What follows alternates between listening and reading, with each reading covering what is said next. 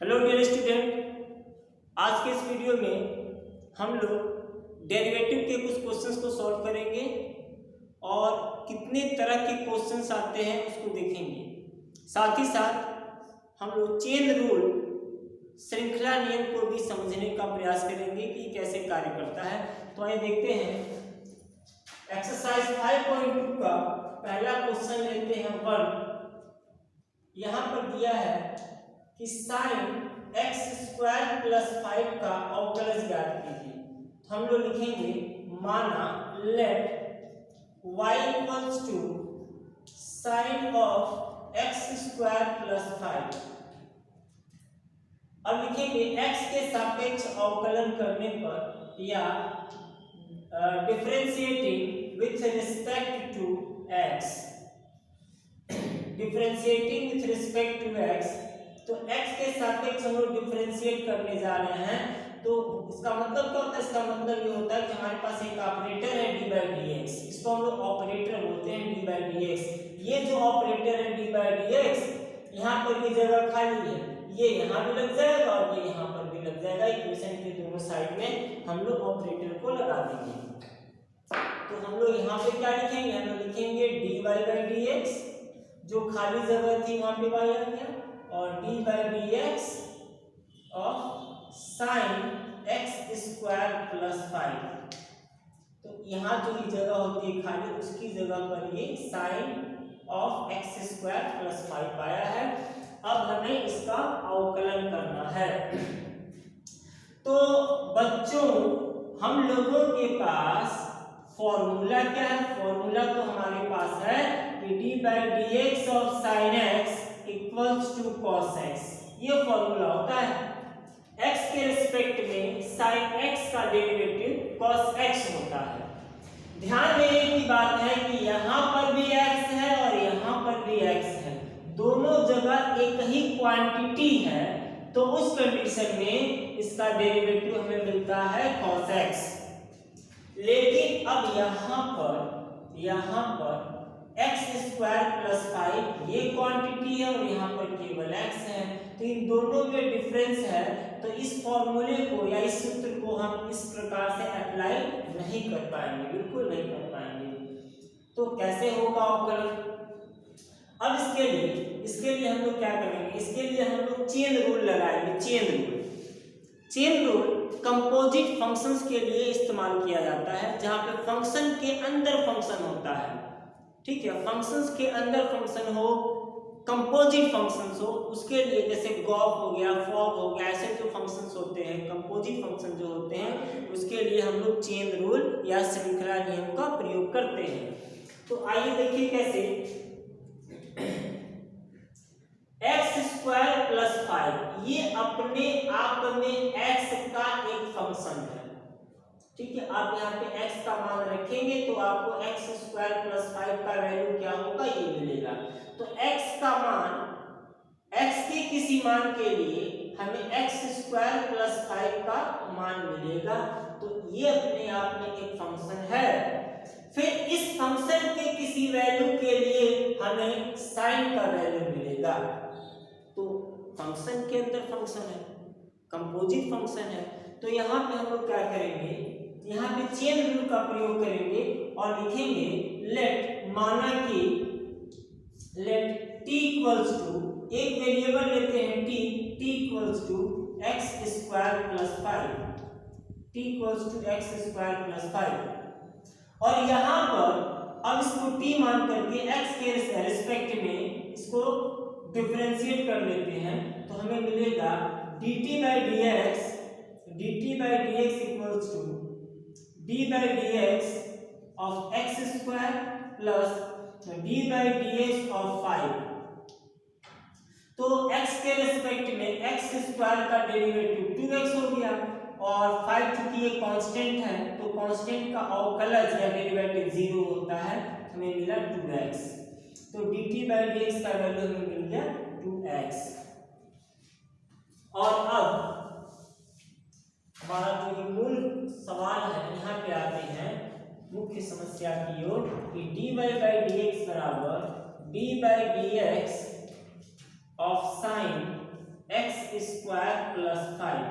तो हम लोग क्या किए कि इसको t मान लिए, तब हम लोग क्या लिखेंगे sin t लिखेंगे, और इस x की जगह पे यहाँ पे t लिखेंगे ताकि ये dt हो जाए, और इस dt को बैलेंस करने के लिए dt से गुणा कर देंगे बटे dx। dt से भाग हो गया और dt से गुणा हो गया। तो अब देखिए यहाँ पर भी t, जो क्वांटिटी यहाँ है वही क्वांटिटी वहाँ यहाँ पे है, तो यहाँ डायरेक्ट फॉर्मूला अप्लाई होगा। तो d by D T of sine T हमें मिलेगा क्या, cos t, और इंटू dt बाई dx, और dt बाई dx का वैल्यू तो हम लोगों ने पहले यहाँ पे निकाल के रखा है 2x। तो अब dt बाई dx का वैल्यू यहाँ पे हम लोग लिखेंगे 2x। t तो हमारे क्वेश्चन में है नहीं, t तो कहीं क्वेश्चन में है नहीं, तो ये हमारा आंसर नहीं हो सकता है, क्योंकि इसमें t दिखाई दे रहा है। ये जो वेरिएबल है, ये जो लेटर है, इसको हमने डाला है, तो इसको हटा करके इसका वापस से इसका वैल्यू रख देंगे। तो लिखेंगे cos, और t के बदले t को कंसीडर किया गया था x स्क्वायर प्लस 5, तो t की जगह पे हम लिखेंगे x स्क्वायर 5 इंटू 2x। चूंकि ये 2x यहाँ लिखने से इसके एंगल के साथ माना जाएगा, तो इसको हम लोग पहले लिखेंगे 2x into cos of x square plus 5। ये हमारा डेरिवेटिव या हो गया। तो इस प्रकार से चेन रूल का प्रयोग करके हम लोग सिंपल फंक्शंस का डेरिवेटिव या अवकलज ज्ञात कर सकते हैं।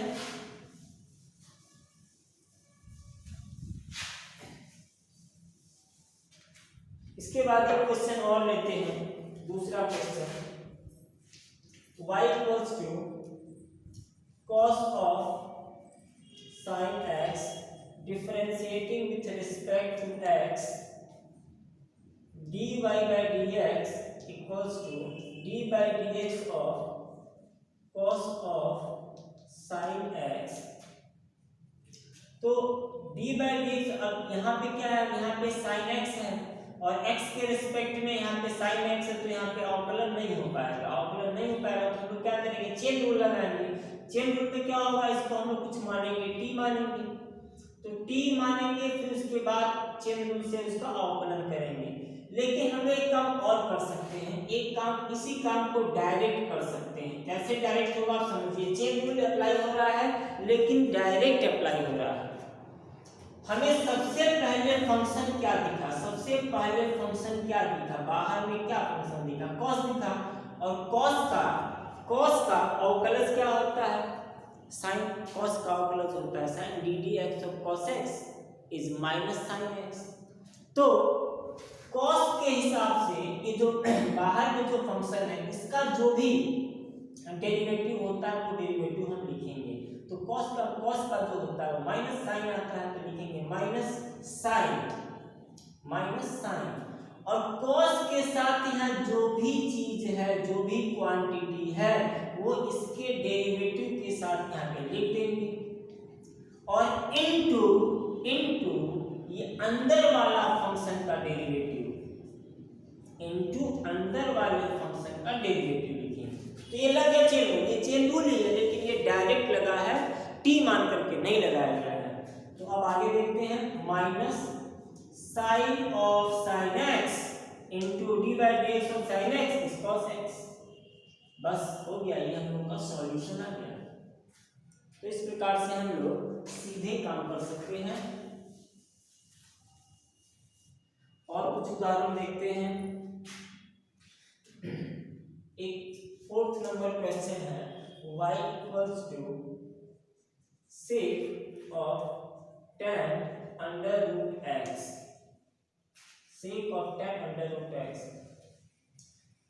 x के रिस्पेक्ट में हम लोग इसका अवकलन करेंगे, तो लिखेंगे dy by dx equals to d by dx of sec of tan under root x। अब देखिए, चेन रूल का प्रयोग करके इस क्वेश्चन को भी सॉल्व करना होगा, क्योंकि यहाँ पर भी फंक्शन के अंदर फंक्शन है, कंपोजिट फंक्शन है। ठीक है। अंडर रूट एक्स ये एक्स का फंक्शन है और tan अंडर रूट एक्स का फंक्शन है और sec tan under root x का फंक्शन है। तो तीन फंक्शन यहाँ पे इंक्लूड है और ये एक तीन फंक्शंस का कंपोजिट फंक्शन है। लेकिन इसको हम लोग चेन रूल से बड़ी आसानी से कर लेंगे। लेकिन अब यहाँ पे मैं टी मार्क कर नहीं करूंगा, डायरेक्ट करूंगा। कैसे करूंगा समझने का प्रयास करिएगा। देखिए सबसे बाहर हमें कौन सा फंक्शन दिखा, सेक दिखा। सबसे बाहर हमें क्या फंक्शन दिखा, सेक दिखा। और हम लोग जानते हैं कि सेक का डेरिवेटिव क्या होता है, d d x of sec x is sec x into tan x, sec x into tan x. तो इसका जो डेरिवेटिव है उसको हम लोग लिखेंगे d by D x of sec is sec into tan. तो लिखेंगे सेक और सेक के साथ यहाँ जो भी है उसको यहाँ पे लिख देंगे, अंदर का जो भी फंक्शन दिया उसको लिख देंगे into tan of tan under root x. तो D by D x of sec X होता है sec x into tan x. तो एक्स तो नहीं है यहाँ पे, एक्स की जगह पे पूरा टेन अंडर रूट एक्स है, जो भी है वो इनके साथ आ जाएगा। और फिर इंटू अब इसके अंदर के फंक्शन का डेरिवेटिव, तो into D by D x of tan under root x. तो sec of tan under root x into tan of tan under root x into, फिर यहाँ पे हम लोग जानते हैं कि tan का होता है सेक स्क्वायर। तो tan का जो भी फंक्शन जो भी डेरिवेटिव होता है उसको लिखेंगे सेक स्क्वायर और tan के साथ जो भी है वो सेक के साथ लिख देंगे और फिर इनटू इसके अंदर जो फंक्शन है उसका डेरिवेटिव, तो D by D x of under root X. अब D by D x of under root X होता है वन अपान या एक बटे दो कर लेना x, one upon two under root x. तो उसको हम स्टार्टिंग में लिख लेते हैं one upon two under root x, ये हो गया। और sec of tan under root x into tan of tan under root x into sec square under root x. तो ये हो गया हम लोगों का आंसर। इस प्रकार से हम लोग सिंपल क्वेश्चंस को चेन रूल का प्रयोग करके सॉल्व कर सकते हैं।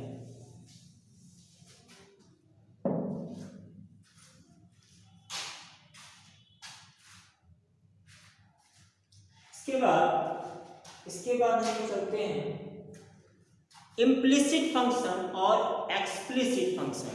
हम लोग बात करेंगे इम्प्लिसिट फंक्शंस और इम्प्लिसिट फंक्शंस।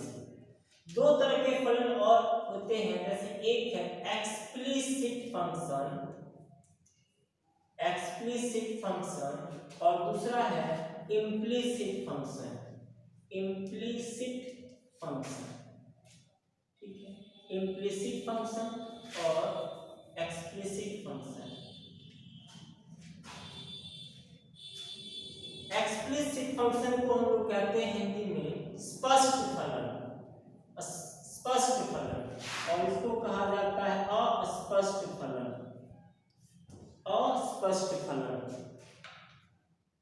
मतलब क्या है, अगर कोई ऐसा इक्वेशन है जिसमें y को x के पदों में या x को y के पदों में व्यक्त किया जा सकता है, तो ऐसे जो फंक्शंस होते हैं उसको हम लोग कहते हैं स्पष्ट फलन या explicit function.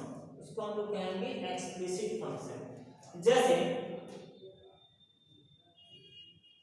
2x plus 3y equals to 6। अब यहाँ पे हम लोग y को x के पदों में व्यक्त कर सकते हैं। We can explain y in terms of x. Here y can be expressed in terms of x. कैसे होगा, तो लिखेंगे 3y equals to 6 minus 2x and y equals to 6 minus 2x divided by 3। तो यहाँ पे y क्या है, y in terms of x हमने एक्सप्रेस कर दिया, तो y बराबर fx हमें मिला। तो ऐसे फंक्शंस को हम लोग बोलते हैं एक्सप्लिसिट फंक्शंस। लेकिन कुछ फंक्शंस ऐसे होते हैं जिनके साथ ऐसा ऑपरेशन नहीं हो सकता, जैसे y plus sine y equals to x, Y plus sine y equals to x. अब यहाँ पे कहा जाए explain y in terms of x, not possible, ये संभव नहीं है। y plus sine y equals to x, तो हम लोग इसको y equals to f x में एक्सप्रेस कर ही नहीं पाएंगे, नहीं हो पाएगा। कारण ये यहाँ पे y इस ऑपरेटर का एंगल है साइन के साथ है, y को आप कॉमन नहीं ले सकते हैं, y को आप साइन से अलग ही नहीं कर पाओगे, तो आप कैसे एक्सप्रेस करोगे। तो ऐसे फंक्शंस को हम लोग कहते हैं इम्प्लिसिट फंक्शंस। इम्प्लिसिट फंक्शंस वे फंक्शंस हैं जिसमें x को इन टर्म्स ऑफ y या y को इन टर्म्स ऑफ x एक्सप्रेस नहीं किया जा सकता है। तो ऐसे फंक्शंस का अवकलन या डेरिवेटिव हम लोग कैसे करते हैं, इसको अभी हम लोग सीखेंगे। तो आइए देखते हैं।